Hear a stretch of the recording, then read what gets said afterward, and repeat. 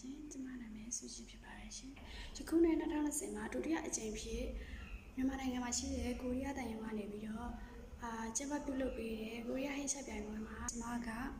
မြန်မာပုံရိပ်ကြီးနဲ့မမခောက်ဆွဲတို့ကိုရီးယားပဲခောက်ဆွဲချက်နေအတိုင်းကိုချက်ပြပေးခဲ့ရပဲဖြစ်ပါတယ်ပြုလုပ်ပုံစစ်စင်ကိုပြောပြရမယ်ဆိုရင်တော့ခောက်ဆွဲပြဖို့ရှင်တို့တည်ထားတဲ့အချိန်မှာကြံတဲ့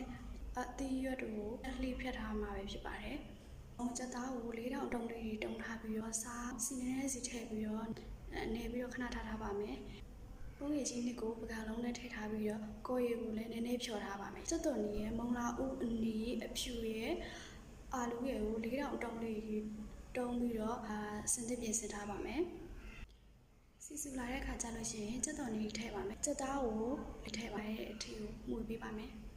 ချက်သားပြောင်းလာတဲ့အခါမှာအာလူမုံလာဥမီဖြူတို့ကိုထည့်ပါမယ်။ပုံရိပ်ကြီးပဲအနည်းထည့်ပါမယ်။အလဲကောင်မှာပဲထည့်ပြီးတော့ပုံရိပ်ကြီးအနည်းတွေပျော့လာတဲ့အထီကိုမှုပေးပါမယ်။ရေနည်းနည်းထည့်ပြီးတော့အကုန်လုံးအောင်နူးအောင်ခဏထားလိုက်ပါမယ်။အကုန်လုံးနူးသွားပြီဆိုရင်တော့ရကနေပါပြီ။ကော်ရည်ထည့်ပါမယ်။ကိုယ်နဲ့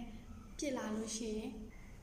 ပဲခောက်ဆွဲအနည်းချက်တာပြီးဆုံးပါပြီရှင်။ပြုတ်ထားတဲ့ခောက်ဆွဲအပေါ်ကိုပူပူနွေးနွေးပဲခောက်ဆွဲအနည်းတွေထည့်လိုက်ပါမယ်ရှင်။စစ်တုံမိတ်ပပလေးထားနဲ့နှမ်းနဲ့ကိုနည်းနည်းစီထည့်ပြီးတော့အလှဆင်ပါပဲ။ပူပူနွေးနွေးနဲ့ကိုရီးယားပဲခောက်ဆွဲရပါပြီရှင်